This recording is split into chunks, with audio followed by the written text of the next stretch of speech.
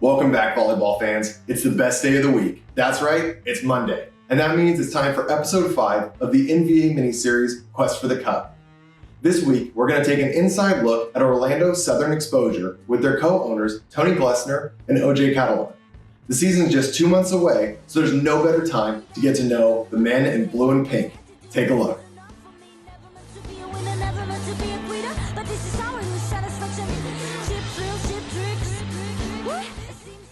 Hey guys, I am here today with co-owners and co-managers OJ Catalan and Tony Glessner with Southern Exposure. Gentlemen, thank you so much for joining me. Thanks for having us. Yeah, great to be here. Excited. November was a very eye-opening experience for the NVA, seeing how much everyone had stepped up their level of, what they were bringing to the court, seeing all these high-level athletes that have competed all over the world, all together in one spot. And it was a tough one for you guys, but anyone that watched the weekend, I would say that your results on paper did not match what was going on the court. There were so many moments of brilliance, and what you guys were doing was very promising. What have you guys been doing in the off season? What can fans kind of look forward to and expect from Southern Exposure in the coming year? Yeah, I mean, Salt Lake was a great opportunity to get our name out there, get our team out there. It was a little tough because of COVID, not being able to practice, and a majority of our guys are all around the country. So travel was super tough, and the only practice they had together was an hour before the night before. So when I look at it like that, I'm like, we did some pretty good things. Yeah, absolutely. On paper, obviously, we love the wins, but what we did on the court, and I mean, it was 17 guys that essentially don't really know each other, or probably have never played with each other. Mm-hmm. And what they did was some pretty cool things. And I think in the off season, what we've been doing is just adding to our roster. A few players that are overseas right now that'll join us in the summer, which I think will help our team pretty big time.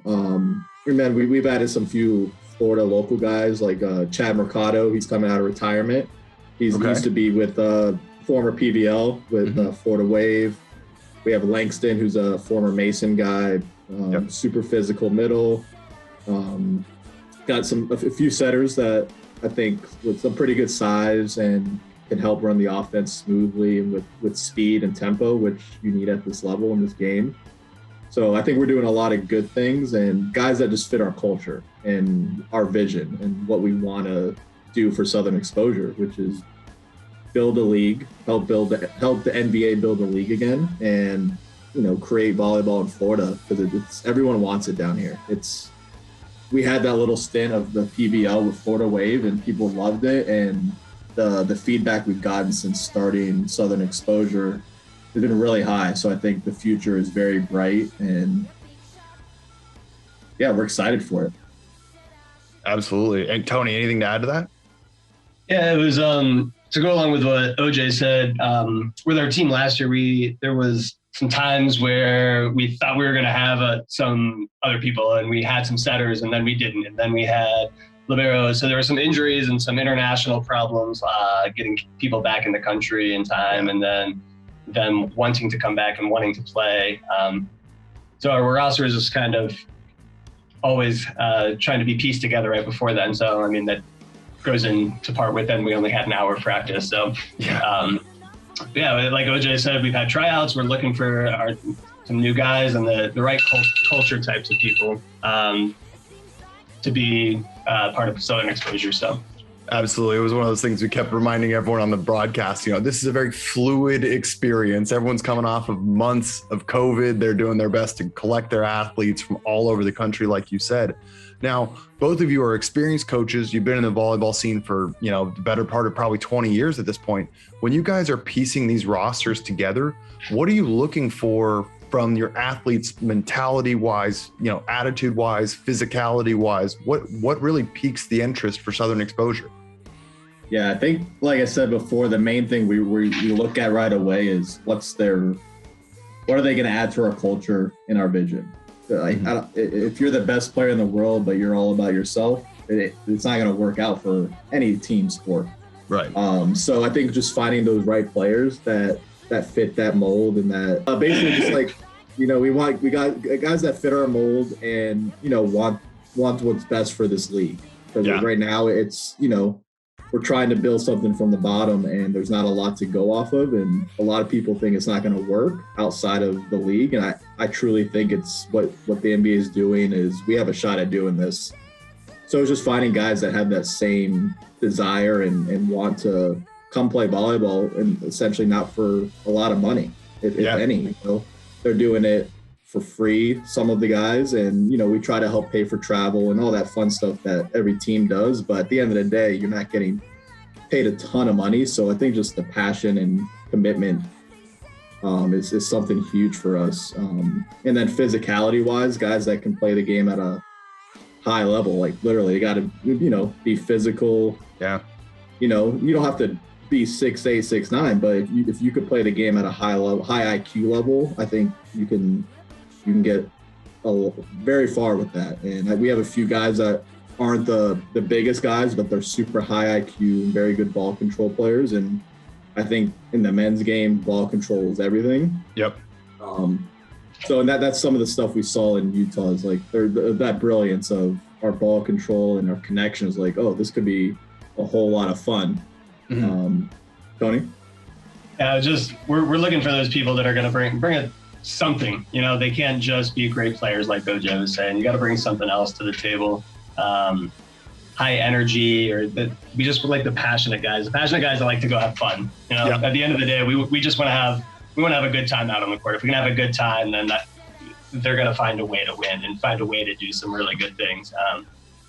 It's just find those people that want to win and want to win for each other. And that's part of kind of being around the game for a while. That's one of the tough things to identify. It's easy to identify a good player. You go watch them, but it's now you got to figure out, are they going to fit into our culture and what we want? And are they going to be committed to that? And it's not, can they just come play a tournament and do well for us? It's, can you come train? Can you practice with our guys? Can you commit to being a part of everything that we're asking? So. Yeah, and I mean, it's been a big ask, but you just watch the attitude of the players on the court. I've had the ability to interact with so many guys, and I think that's where the NVA really is so successful, is that we have found owners, coaches, managers, players that are just so committed to growing the game. And when you find it from top to bottom, that's where it just makes me see that what our future is. And it's just such a bright one, kind of like what you were saying, OJ. It's just getting everyone to buy in. And even Caesar last episode with the Matadors, he's saying the same thing. I need players that are selfless and they're going to put the league, the team, and everything before themselves. So it's great to hear that a variety of teams are acknowledging that exact same, that core principle, that core value, because the league needs that. Now, you guys have, in my opinion, hands down, the sickest jerseys in the league. They're bright, they're colorful, they're flashy. I think they're awesome, and I love seeing that.